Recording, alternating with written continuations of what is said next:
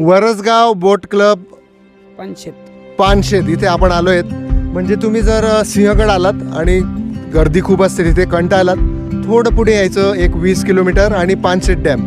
इकडे तुम्हाला बोटिंगचे 2 ऑप्शन आहेत अवेलेबल, पण तिकडच्या साईडचा जो ऑप्शन आहे त्याच्यातली फेरी फार कमी वेळ आहे आणि खर्चही जास्त आहे. तुम्ही जर इकडे वरसगावकडे आलात तर चांगले रेट, आणि ह्या दादांनी पूर्ण आमची मनाची समाधान होईपर्यंत बरंच अंतर नेलं आणि तिथे थोडा वेळ बोट बंद करून आम्ही पक्ष्यांचे पाण्याचे आवाज ऐकलेत आणि पूर्ण माहिती दिली. इथे कोणते प्राणी, पक्षी आणि मगर वगैरे इत्यादी असतात.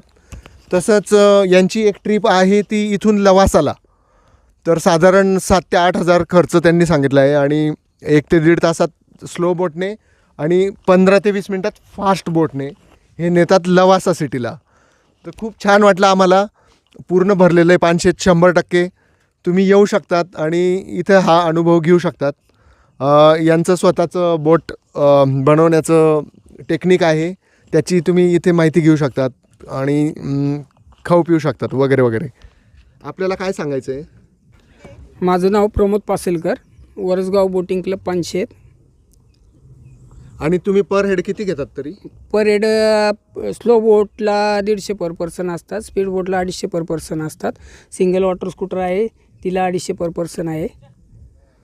धन्यवाद. जरूर भेट द्या आणि ह्याच बोट क्लबला द्या.